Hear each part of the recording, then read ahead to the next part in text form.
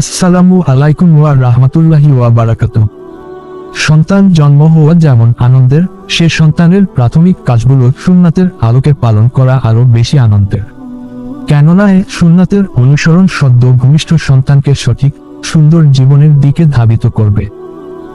প্রিয় নবী সাল্লাল্লাহু আলাইহি ওয়াসাল্লাম হাদিসে পাকে সন্তান ভূমিষ্ঠ হওয়ার পর অভিভাবকদের করণীয়গুলো বর্ণনা করেছেন। সন্তানের জন্য তা পালন করা অনেক জরুরি। আর তা হলো, সন্তান ভূমিষ্ঠ হলে আল্লাহর প্রশংসা করা ও তার কৃতজ্ঞতা জ্ঞাপন করা এবং সন্তানের জন্য কল্যাণের দোয়া করা, যেভাবে হযরত ইব্রাহিম আলাইহিস সালাম দোয়া করেছিলেন।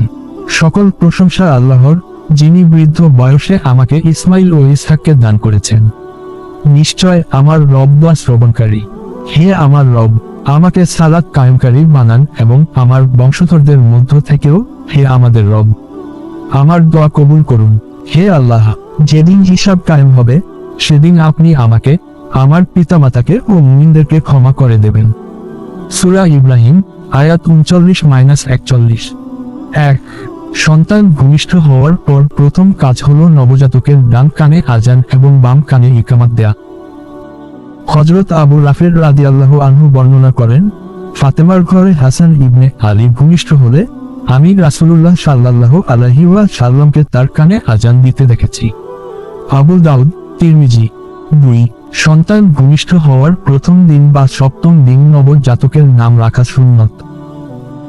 রাসূলুল্লাহ সাল্লাল্লাহু আলাইহি ওয়াসাল্লাম বলেন, আজ রাতে আমার একটি সন্তান ভূমিষ্ঠ হয়েছে। আমার পিতা ইব্রাহিমের নামানুসারে আমি তার নামকরণ করেছি ইব্রাহিম। মুসলিম। অন্য হাদিসে এসেছে, নবজাতকের সুন্দর নাম রাখা সুন্নত। রাসূলুল্লাহ সাল্লাল্লাহু আলাইহি ওয়াসাল্লাম বলেন, কিয়ামতের দিন তোমাদেরকে তোমাদের নিজ নামে ও তোমাদের বাপ দাদার নামে আহ্বান করা হবে, অতএব তোমরা তোমাদের সন্তানদের নাম সুন্দর করে নাও। 3. নবজাতকের বয়স 7 দিন হলে আকিকা দেয়া। হযরত শামুরা রাদিয়াল্লাহু আনহু বর্ণনা করেন, রাসূলুল্লাহ সাল্লাল্লাহু আলাইহি ওয়াসাল্লাম বলেন, প্রত্যেক সন্তান তার আকিকার বিনিময়ে বন্ধক হিসেবে রক্ষিত।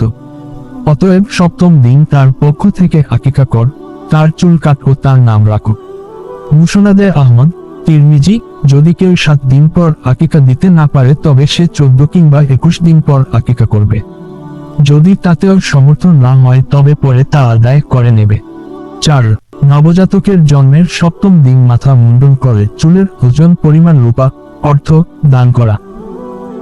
হযরত আনাস ইবনে মালিক রাদিয়াল্লাহু আনহু বর্ণনা করেন, রাসূলুল্লাহ সাল্লাল্লাহু আলাইহি ওয়াসাল্লাম সপ্তম দিন হাসান ও হুসাইনের চুল কাটার নির্দেশ দেন এবং চুলের ওজন পরিমাণ রূপা সদকা করেন।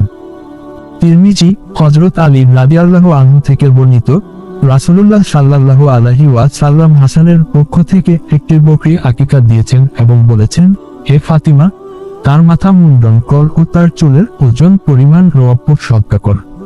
তিরমিজি। 5. নবজাতকের মাথা মুন্ডনের পর মাথায় জাফরান লাগানো সুন্নাত। 6. তাহনিক করা, অর্থাৎ নবজাতকের মুখে খেজুর চিবিয়ে দেয়া। ইমাম নবাবী বলেন, সন্তান ভূমিষ্ঠ হলে খেজুর দিয়ে তাহনিক করা সুন্নত।